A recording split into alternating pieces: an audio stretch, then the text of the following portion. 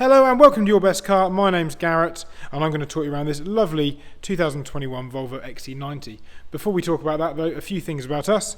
We sell used cars in the south of England, premium cars just like this one. We've got two sites, one in Marlow in Buckinghamshire and another one down in Kent. This car is located at our Marlow branch. We can supply finance for you, we can take your old car in part exchange, and we can even clear the finance on your old car and set you up with a finance agreement on the new one. So if that's something of interest, please get in touch with our team. Anyway, on to this Volvo. 2021 registered, one owner from brand new, finished in black metallic. This is the R design model and it comes with the B5 hybrid engine. This one is a diesel hybrid. You can also get B5s which are petrol hybrids. So if you're searching for B5s, make sure you're aware of whether you're buying one that runs on petrol or diesel. They're not plug-in hybrids, they're mild hybrids. So it's a 48 volt battery assisted. You don't need to plug it in at night or anything like that. It will recharge itself as you're driving it down the road. They had a slight facelift on the Volvos in 2019 when they replaced the old D5 engine with the B5s, and you can see that with this one here. You've got the black grille around the front, black window surrounds, makes it look really smart.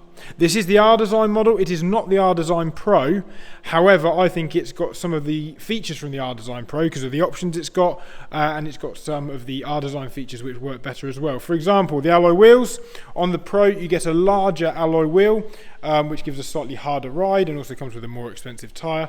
This has got the slightly smaller wheels. They still look fantastic and I think they suit the car better personally, but it means you get a much smoother ride and you don't have to pay £250 for a tyre when you come to replace them. Talking of tyres, this has got 4 brand new tyres on it and has also been freshly serviced. But if you are looking at other R design models, they probably won't have things like the panoramic sunroof and the 360 degree camera and a few other little bits and pieces which this car's got. So it's a really good halfway house between the R design and the Pro. Condition wise, it's not brand new. It is 3 years old. It has done 60,000 miles. It is always going to have a few signs of wear and tear. But for its age and mileage, this one is in really good condition. Certainly no noticeable dings or dents. I think anyone coming to buy this car would be more than happy with it for a 3-year-old family car. Let's start at the front corner here though, in the passenger side, and work our way around. Half leather seats, leather, and I think it's Nubuck do they call it? This kind of like suede insert which you get on the Volvos. You can see there the opening panoramic roof. It does have a sunblind on it as well, so if it is bright and sunny and kids in the back or whatever, you can shut it. These brilliant little badges, the little Sweden badges, just in case you didn't know you were in a Swedish car in the Volvo, on the side of the seats. And then lots of storage, as you'd expect. This main screen, which hasn't changed much since the original Volvo XC90 of this era came out, but if it's not broken, why fix it? And that's equipped with Apple CarPlay, Android Auto as well. As well as the pan roof, this one's also got the Harman Kardon sound system. If I just zoom in, you can see it there on the top of the dashboard, and the electric memory seats for driver and passenger as well. Coming around to the back, this one has the family pack, which means you get these blinds, which are all important. I've got young children myself and it does make a little bit of difference, especially on a long journey. If you're doing 200 miles up a motorway and the sun's just beaming in one side, it's a bit unfair on whichever of your children's got to sit on this side. Sorry it's so dark in here, even with the roof open. And then you've got the rear vents and the rear climate as well. And then this middle seat, which will fold down. And then you've got your rear access. I'll try and do it with one hand. There we go. Moves forward and you can see the rear seat. This lighting's terrible. Let me open the boot to have another look. You can see those rear seats just about in there. If we come through the boot, it should hopefully be a bit clearer. Service history wise, it's got full service history. It is freshly serviced as well. There we go, that's a little bit better.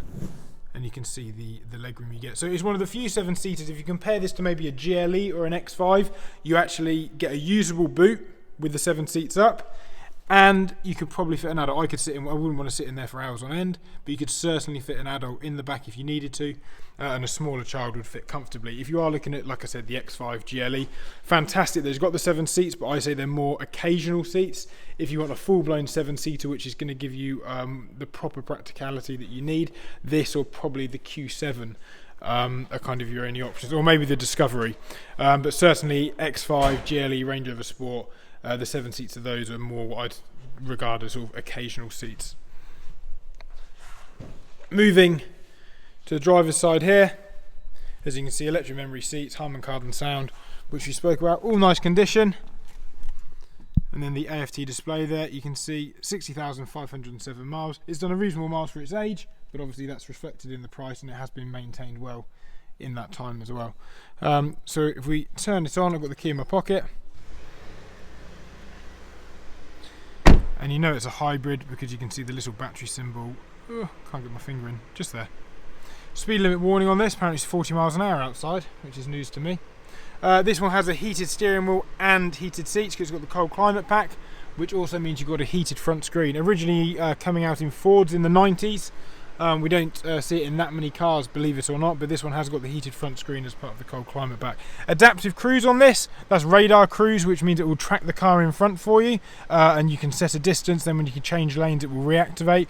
Also headlights with high beam assist, and it's also got a bliss system. I can't get that to come up when we're not moving, but it's that little line just there on the outside of the mirror, and it goes orange if something's approaching in your blind spot, and it flashes orange if they're approaching really, really quickly. Anyway, we can turn that off now because I am sat inside. It's probably best not to have this running. I think that near enough covers the key options on this car.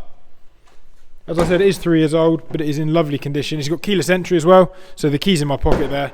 I can literally press the button and it all locks up, mirrors fold in. And there you have it, one Volvo XC90. I think I mentioned the 360 cameras on it as well, which you can see. You've got the front camera there, and you've got another one at the back. Let's just have a look.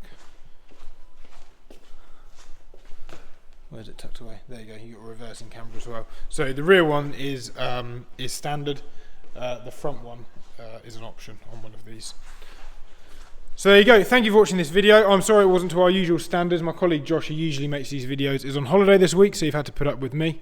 But hopefully that gives you a flavour for our XC90. And if it is of interest, please click one of the inquiry buttons. You can talk to one of the team here, and they'd happily help. Thank you very much.